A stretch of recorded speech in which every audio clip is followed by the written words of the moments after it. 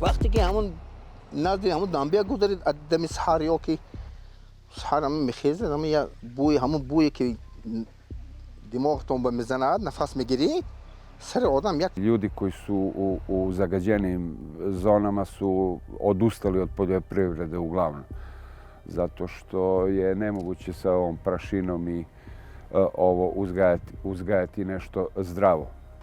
Asadulla dhe Miloshi jetojnë më shumë se 5.000 kilometra larg njëri tjetrit, por ndajnë të njëjtin fqinj, një minier në pronësi të gigantit kinez Zijin Mining Group. Zijin nxjerr kryesisht bakër në Serbinë Lindore dhe ar në Taxhikistanin perëndimor. Ndërsa kompania i mohon akuzat për ndotje, Beogradi dhe Dushanbeja i kanë mirëpritur investimet e saj. Serbia dhe Taxhikistani janë të lidhura me Pekinin përmes nismës Brezi dhe Rruga, që është strategjia kryesore e presidentit Xi Jinping për zgjerimin e ndikimit kinez drejt perëndimit. Pas një kohë të gjatë hezitimi, Gjorgje Angelic, një inxhinier në pension nga kompleksi minerar dhe metalurgjik i Borit, i ashiti pronën kompanisë kineze. Tani po përgatitet të largohet nga fshati Ostrel, ku më shumë se 200 familje tashmë janë shpërngulur. Banorët kishin kërkuar që të zhvendoseshin sipas një plani të rregullt, por një gjë e tillë nuk u realizua. Pa gde ću ja da idem? Ja ne mogu da idem tako jednostavno. Pa kaže da prodate imovinu. Šta da radim, gospodo? Šta da prodam obraz mog dede, paradede moj? Në dhjetor të vitit 2018, kompania kineze Zijin mori shumicën e aksioneve nga qeveria e Serbisë. Në vitin 2021, ajo nisi aktivitetin e saj në minierën e re Čukarupeki si pronare e vetme. Otkad je Zijin ušao u bivše RTB, oni su krenuli sa enormnom proizvodnjom. Zagađenja 3 životna resursa, znači voda, vazduh i zemljište je ono što je najzagađenije na ovom području. Zijin pretendon se ka investuar mbi $259 milion në rehabilitimin mjedisor dhe kontrollin e ndotjes dhe thot se ka zgjidhur problemin kryesor të ajrit në Bor, dioksidin e squfërit. Ali zato još uvek ima PM čestica, zato još uvek ima i arsena u velikim količinama i dalje ima tih nekih teških metala koji su u tim lebdećim PM česticama koje se dugo zadržavaju u vazduhu, a koje borani uglavnom udišu. Kako se diše u Boru? Loše pile, evo vidiš, strašno loše. Nekada se taj dim mnogo video, sada se ne vidi, ali se strašno osjeća. Sipas të dhënave financiare, deri në fund të vitit 2024, kompanitë kineze kishin zënë vendin e parë ndër eksportuesit nga Serbia, duke gjeneruar së bashku mbi $1 miliard të ardhura. Ali džaba para ako se gubi zdravlje. Bukvalno su njima odrešene ruke. Grad Bor je nastao na rudniku, niko nije protiv rudarenja, ali jedno je racionalno rudarenje, ovo rudarenje nije racionalno. Ovo rudarenje koje mi imamo je izrazito agresivno, kapaciteti su veliki, odnosno mnogo se eksploatiše, a sama lokalna zajednica ima neke minimume. Miodrag Živković humbi 7 hektar tokë bujqësore 5 vjet më parë për shkak të shpërndësimit. Ai thot se u dëbua brenda 3 ditëve dhe që atëherë është në gjyq kundër kompanisë Zijin.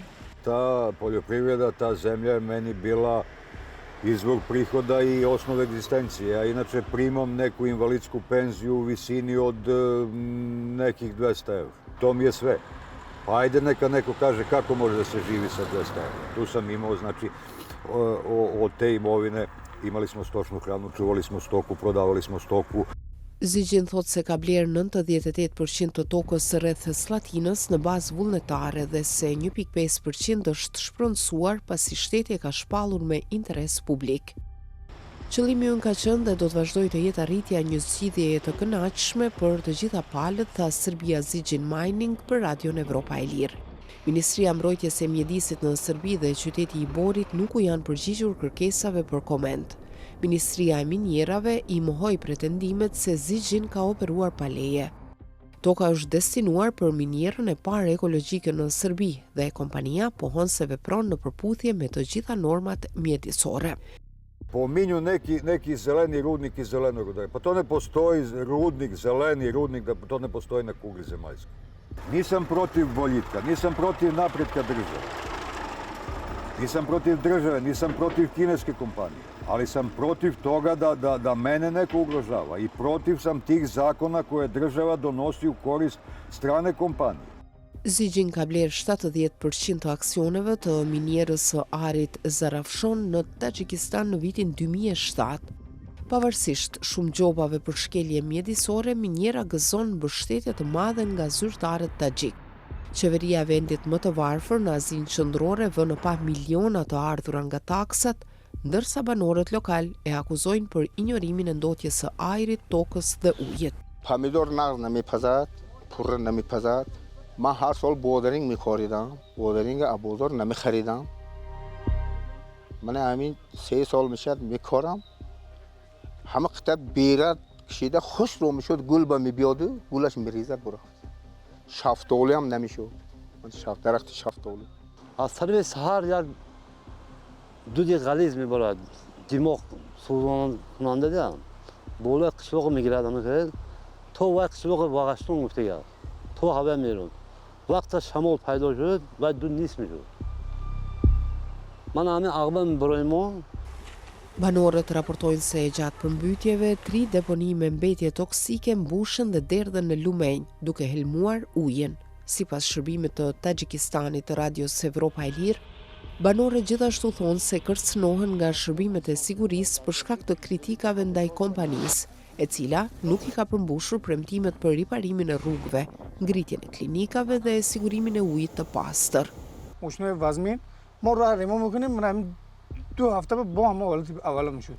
اگر یک بارون گیرد که 3 روز میره تمام. با هم حالت اول میشه. Të shqetësuara nga ndotja, një grup grash shkoi në Panjakent, në rajonin Sukt të Taxhikistanit në vitin 2023, për të paraqitur një ankesë zyrtare, por u ndaluan nga policia dhe morën paralajmërime. وقتی که درون وای بردن گفتن شما را 15 سود که پدوال به میشنانیم ما چی گناه کردیم گناه ما را گفته بعد ما را جزا دید نه گفتن ما را مسخره گفتن گپای پست و بلند زدن ما را وقتی که ما در درون همون داخلی خودم شخصا بیهوش شدم این با آم نتید خاک تید گفته دوغ زدین. Shumë banorë që folën në mënyrë anonime për Radion Evropa e Lirë janë të shqetësuar për të ardhmen e fëmijëve të tyre. Zigjin thotë se miniera përmbush të gjitha standardet ligjore dhe mjedisore dhe ka të drejta shfrytëzimi edhe për 20 vjet. Ndërsa Zigjin zgjeron aktivitetin e tij në të dyja vendet, banorët që jetojnë pranë minierave vazhdojnë betejën për të mbrojtur të ardhmen e tyre.